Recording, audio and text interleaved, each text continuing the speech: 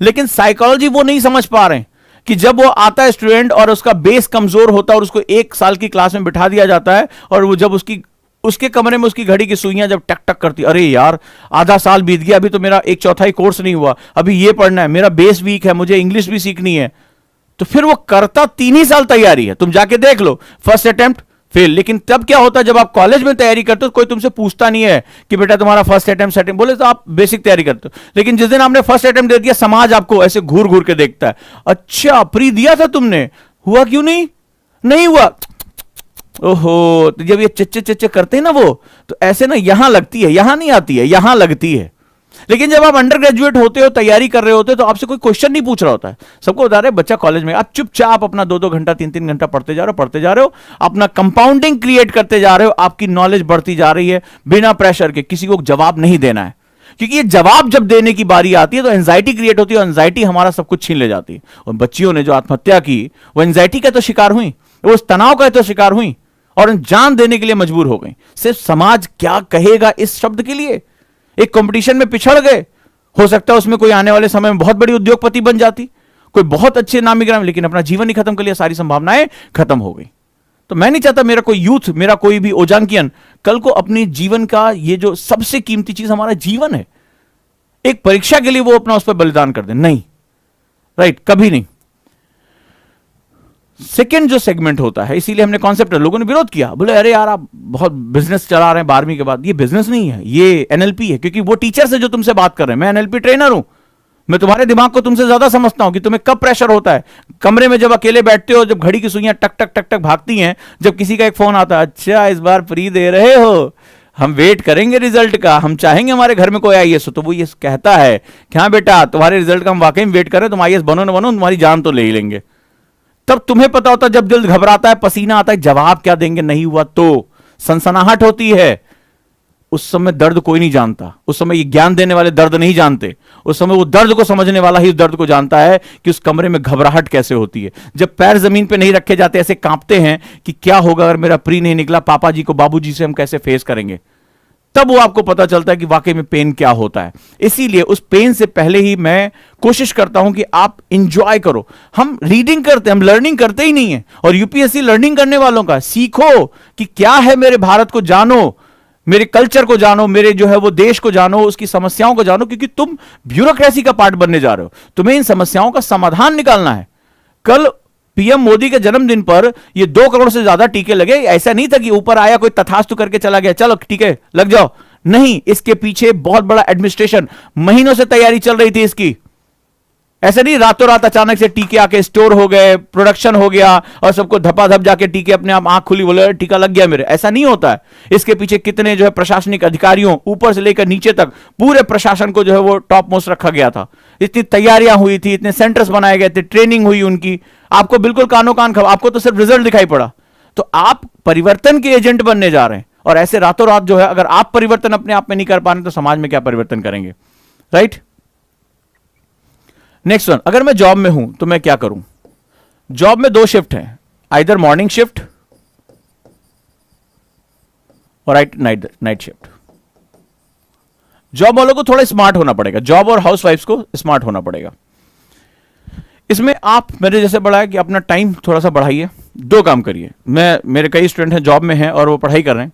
जब जॉब में कहिए तो आप सबसे पहले, मैं आपको बता रहा हूं, टाइम मैनेजमेंट से पहले फाइनेंशियल मैनेजमेंट करिए। बिल्कुल सही बात कहने जा रहा हूं, टाइम से पहले फाइनेंस मैनेजमेंट करिए। क्या होता है, बहुत इंपॉर्टेंट बता रहा हूं आपको, और बहुत सी फाइनेंशियल मैनेजमेंट की जो है वो किताबें आती हैं, आप उसको पढ़ सकते हैं। फाइनेंशियल मैनेजमेंट करिए। मान लो मेरी सैलरी 20,000 रुपए है, दांत से पैसा पकड़ना सीखो, मारवाड़ी की तरह रहो। मारवाड़ी जैसे पैसा पकड़ता ना, इसको कहते हैं कंजूस, बिजनेसमैन होता, जानता कैसे करना है। तो क्या होता है जब जॉब लगती है, ओ यार आईफोन 13 आ गया, अपन ईएमआई पे ले रहे हैं, ओ यार फ्लैट टीवी लेनी इस बार आईपीएल, यार फ्लैट टीवी पे अपन देखेंगे, यार फ्रिज नहीं था, नई जीन्स यार, लिवाइस यार बहुत समय से नहीं पहनी मैंने, ठीक है, मुझे बोलना ऐसा होता है कि नहीं होता। काश यार एक अच्छी सी बाइक होती, ईएमआई पे बाइक ले लेते हैं। ईएमआई मतलब समझते हो, तुम किसी बैंक के जाल में पता नहीं कितने सालों तक फंस गए, अब कमा कमा के तुम्हें उसे देना पड़ेगा। जितने भी लोग जॉब में हैं या हाउसवाइफ्स हैं, मैं सबसे कहूंगा वो फाइनेंशियल मैनेजमेंट सीखे, टाइम मैनेजमेंट अपने आप हो जाएगा। क्योंकि जॉब वालों को समय मिलेगा नहीं, समय खरीदना पड़ेगा। फिर से कह रहा हूं, उन्हें समय मिलेगा नहीं, समय खरीदना पड़ेगा। और उनके लिए समय खरीदने की हिम्मत कौन देगा? Financial management. अपने खर्चों को कम से कम करके रखो, अपनी सेविंग्स पर सबसे ज्यादा जोर दो, अपनी सेविंग्स पे। फिर से कह रहा हूं, लालचारी दोस्त बढ़िया सा फोन लेके घूम रहा है। कल मेरी बच्ची ने मुझे रात में मैसेज किया कि सर मेरे दोस्तों की जॉब लग गई, मन में बहुत विचलन हो रहा है कि पढ़ें कि ना पढ़ें। तुम्हें अपने लक्ष्य तय करने पड़ेंगे। कोई भी चीज याद रखिएगा, आहुति मांगती है, बलि मांगती है। जब क्या हुआ था, जब हमें आजादी चाहिए थी और जब सुभाष चंद्र बोस ने कहा कि तुम मुझे खून दो, मैं तुम्हें आजादी दूंगा। क्या हुआ जब भगत सिंह ने जब है वो उस जलती हुई अगरबत्ती मोमबत्ती के आगे अपना हाथ रखा और कहा कि मैं अपने प्राणों की आहुति दे दूंगा, लेकिन भारत माता को मुझे आजाद कराना है। तो कोई भी चीज आहुति मांगती है, बलिदान मांगती है। अगर तुमने लक्ष्य बड़े से देखे, प्रोग्रेस देखो कि आज अगर उनकी 15-20 हजार की जॉब लग गई, 4 साल बाद वो कहां होंगे? मान लो 30 हजार रुपए की जॉब हो जाएगी। ऐसा इंडियन मार्केट में ऐसा तो कोई बहुत बड़ा ड्रास्टिक चेंज तो हो नहीं रहा है। 35 हजार की हो जाएगी जॉब पर मंथ की। और अगर तुमने इन सब मेहनत करके आईएएस बन गए तो तुम इनके ऊपर इनका बॉस बन के बैठोगे। अगर ऐसा नहीं होता ना तो डॉक्टर भी आकर आईएएस का एग्जाम देता है, टॉप मोस्ट आईआईटीएन भी आईएएस का आके इम्तिहान देता है, सीए जितनी बढ़िया जॉब है वो भी आकर इम्तिहान देता है, कोई लंदन से पढ़कर आए वो भी आकर आईएएस का एग्जाम। क्योंकि बॉस बनने की ताकत होती है। सारा डिपार्टमेंट, बड़े से बड़ा विद्वान आदमी वो जाकर पूछेगा तो अपने विभाग के आईएएस से ही। भारत की पॉलिसीज कौन तय कर रहा है, किसके साइन से सब कुछ। अंत में साइन कराने के लिए उसी के सामने तुम्हें खड़ाना पड़े। होगे तुम तेजूलाल, कहीं के भी होगे। इसीलिए जो टॉप ब्रेन होता है, टॉप कॉलेजेस में जाता है, वो पहले भागता आईएएस की तरफ है। चाहे वो आईएम में पढ़ाओ, चाहे आईएएस में पढ़ाओ, आईआईटी में। वो बोला भाई यार यही पहले पोस्ट चाहिए, क्योंकि इसकी कलम में ताकत आ जाती है, ये सिग्नेचर में ताकत आ जाती है।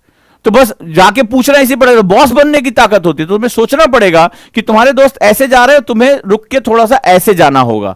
तो ये चीज बड़ी इंपॉर्टेंट है। तो मैं उन सभी जॉब वाले कहूंगा पहले फाइनेंशियल मैनेजमेंट करें।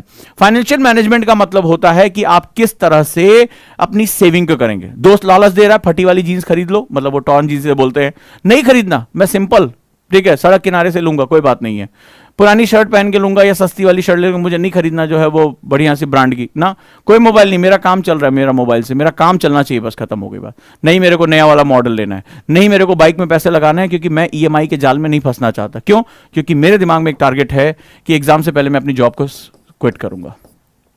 और जो मेरी सेविंग्स है वो मेरी जॉब के साथ मुझे हेल्प करेगी। जब मुझे 4-5 महीने लास्ट में कमरे को लॉक करके, फोन फेंक के मुझे बैठ के पढ़ना होगा, 5 महीने कम से कम मुझे एकांत कमरे में बैठना होगा, तो 5 महीने का खर्चा कौन देगा? मेरी सेविंग देगी। तो सबसे पहले टाइम मैनेजमेंट से करने से पहले अपनी फाइनेंशियल मैनेजमेंट करना शुरू कर दो, सेविंग करो, पैसा बचाओ।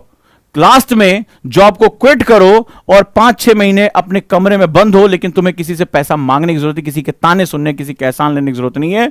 अपने ही सेविंग से, अपने ही पैसे से तुम अपनी पढ़ाई को करो।